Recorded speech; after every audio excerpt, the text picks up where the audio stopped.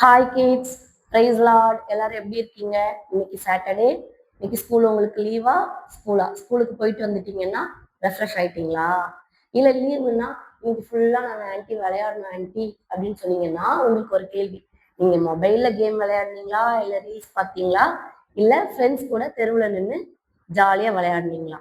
இதுல நீங்க first one பண்ணியிருந்தா you are such a bad boy and bad girl. ஓகேவா? ஒருவேளை ஃப்ரெண்ட்ஸ் கூட விளையாடி இருந்தீங்கன்னா போய் ரெஃப்ரெஷ் ஆயிட்டு வந்து இந்த பைபிள் ரீடிங் ஸ்டார்ட் பண்ணுவோமா? அதுக்கு முன்னாடி ஒரே ஒரு விஷயம். நாளைக்கு என்ன டே? சண்டே. நாளைக்கு சர்ச் டே. நீங்க எல்லாரும் என்ன பண்ணணும்? கண்டிப்பா சர்ச்சுக்கு போகணும். நீங்களாம் நல்ல பிள்ளைங்க, சர்ச்சுக்கு போவீங்க, கரெக்டா? ஆனா நான் என்ன சொல்ல வரேன்னா, நாளைக்கு சர்ச்சு ஸ்டார்ட் ஆகுறதுக்கு 10 நிமிஷத்துக்கு முன்னாடி அல்லது 15 நிமிஷத்துக்கு முன்னாடியாவது நீங்க என்ன பண்ணிடணும்? சர்ச்சுக்கு போயிடணும். எத்தனை நிமிஷம் முன்னாடி? 15 நிமிஷத்துக்கு முன்னாடியாவது சர்ச்சுக்கு போயிடணும். ஓகேவா? அண்ட் அம்மா கிட்ட நாளைக்கு சர்ச் டே, சர்ச்சுக்கு போகும்போது அம்மா எனக்கு வயிறு வலிக்குது நான் வரல, எனக்கு காய்ச்சல் அடிக்குது நான் வரல, நான் படிக்கணும் வரல, இப்படிலாம் சொல்லவே கூடாது. சர்ச்சுக்கு 15 மினிட்ஸ்க்கு முன்னாடியாவது நீங்க எல்லாரும் கண்டிப்பா சீக்கிரமா சர்ச்சுக்கு போகணும். ஒருவேளை அம்மா அப்பா லேட்டா வர அம்மா அப்பா இருந்தா அம்மா அப்பா கிட்ட சொல்லுங்க, நான் சீக்கிரம் சர்ச்சுக்கு போனாதான் ஏசப்பா என்ன ஆசீர்வதிப்பாங்க, நான் நல்லா படிப்பேன், நல்லா படிச்சு பெரியவன் ஆவேன் அப்படின்னு சொல்லிட்டு யார்கிட்ட சொல்லணும்? உங்க அம்மா அப்பா கிட்ட சொல்லி அவங்களையும் நாளைக்கு சீக்கிரமா சர்ச்சுக்கு இழுத்துட்டு போக வேண்டியது உங்க கடமை. ஓகேவா? ஓகே. நாளைக்கு சர்ச்சில் போய் என்ன பண்ணுவீங்க? சர்ச்சில் போய் அப்படியா? இல்ல, நாளைக்கு சர்ச்சில் தூங்கக்கூடாது. பாட்டு பாடும்போது நல்லா கைத்தட்டி பாட்டு பாடணும். பிரசங்கம் பண்ணும்போது அந்த பிரசங்கத்தை என்ன பண்ணணும்? கேட்கணும். 3rd ஸ்டாண்டர்ட்ல இருந்து தாராளமா நீங்க பிரசங்கத்தை கேட்கறதுக்கு ஆரம்பிக்கலாம். உங்களுக்கு இப்ப புரியுறதுதான் உங்க ஃபியூச்சர் வரைக்கும் என்ன பண்ணும்?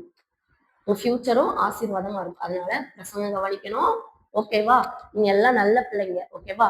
ஓகே. நம்ம நேத்து என்ன வாசிச்சோம்? ஆதியாகமம் 1 அதிகாரம் 1வது வசனத்துல இருந்து 10வது வசனம் வரை. கரெக்டா? நேத்து என்ன வாசிச்சோம் சொல்லுங்க பார்க்கலாம். ஆண்டவர் நேத்து முத என்ன படைச்சாரு? என்ன உருவாக்குனாரு?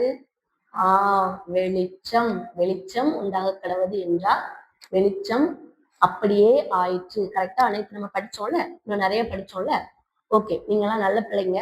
இன்னைக்கு ஸ்டார்ட் பண்ணலாமா? அதே ஆதியாகமம் 1வது அதிகாரம் அதனோட 11வது வசனத்துல இருந்து அப்படியே பைபிள் ஃபுல்லா வாசிக்கலாமா? ஜாலியா இருக்குமா? போர் அடிக்குமா? ஓகே. 11வது வசனத்துல இருந்து 20வது வசனம் வரை வாசிக்கலாமா? ரெடி? எல்லாரும் ஓடி போய் பைபிள் வச்சிருக்கீங்களா கையில? இல்லைன்னா ஓடி போய் பைபிள் எடுத்துட்டு வந்து உட்காருங்க. பைபிள் வச்சுக்க பிள்ளைங்கன்னா நல்ல பிள்ளைங்கன்னா அவங்களுக்கு ஒண்ணு சொல்லி தரவா? நல்ல பிள்ளைங்க ஏசப்பா பிள்ளைங்க. அப்போ கெட்ட பிள்ளைங்க, சேட்டை பண்ற பிள்ளைங்க, கீழ்ப்படியாத பிள்ளைங்க, அவங்கெல்லாம் காக்கா பிள்ளைங்க. சொல்லுங்க பார்க்கலாம். அவங்கெல்லாம் காக்கா பிள்ளைங்க. ஓகேவா? இப்ப நீங்க சொல்லுங்க, நீங்க ஏசப்பா பிள்ளையா, காக்கா பிள்ளையா? நம்மளாம் ஏசப்பா பிள்ளை தானே. பைபிளை கையில வச்சுட்டு சூப்பரா வாசிக்கலாமா? ஸ்டார்ட் பண்ணலாமா? Anti ready? 1 2 3 சொல்லும் போது நம்ம எல்லாருமே சேர்ந்து இந்த பைபிள் வாசிப்போம். ரெடியா? ரெடி? 1 2 3. அப்பொழுது தேவன் பூமியானது புல்லையும் விதையை பிறப்பிக்கும் பூண்டுகளையும் பூமியின் மேல் தங்களில் தங்கள் விதையுடைய கனிகளை தங்கள் தங்கள் வகைகளின்படியே கொடுக்கும் கனிமரங்களையும் முளைப்பிக்க கடவுது என்றார். அது அப்படியே ஆயிற்று. பூமியானது புல்லையும் தங்கள் தங்கள் வகைகளின்படியே விதையை பிறப்பிக்கும் பூண்டுகளையும் தங்கள் தங்கள் வகைகளின்படியே தங்களில் தங்கள் விதையுடைய கனிகளை கொடுக்கும் மரங்களையும் முளைப்பித்தது. தேவன் அது நல்லது என்று கண்டார். மாலை நேரமும் விடியற்காலமுமாகி 3ஆம் நாள் ஆயிற்று. பின்பு தேவன் பகலுக்கும் இரவுக்கும் வித்தியாசம் உண்டாகத்தக்கதாக வானம் என்கிற ஆகாய விரிவிலே சுடர்கள் உண்டாக கடவுது. அவைகள் அடையாளங்களுக்காகவும் காலங்களையும் நாட்களையும் ஆண்டுகளையும் குறிக்கிறதற்காகவும் இருக்க கடவுது என்றார். அவைகள் பூமியின் மேல் பிரகாசிக்கும்படிக்கு வானம் என்கிற ஆகாய விரிவிலே சுடர்களாய் இருக்க கடவுது என்றார். அது அப்படியே ஆயிற்று. தேவன் பகலையாள பெரிய சுடரும் இரவையாள சிறிய சுடரும் ஆகிய 2 மகத்தான சுடர்களையும் நட்சத்திரங்களையும் உண்டாக்கினார்.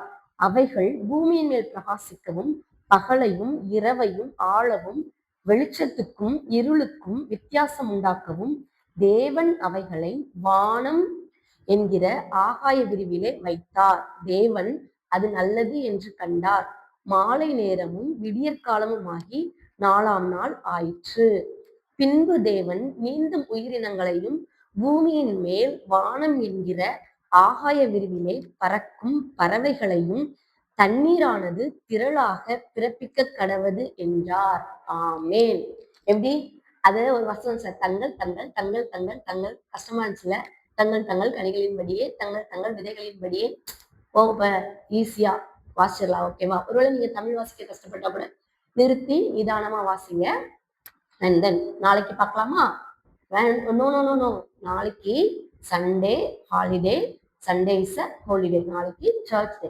அதனால நீங்க சர்ச்சுக்கு போயிட்டு வந்து ஆராதனைக்கு போயிட்டு வந்து ஜாலியா என்ஜாய் பண்ணுங்க. அம்மா அப்பாவோட டைம் ஸ்பெண்ட் பண்ணுங்க. நாளைக்கு நமக்கு லீவு. நம்ம அகைன் மண்டே மீட் பண்ணலாமா? பாய்.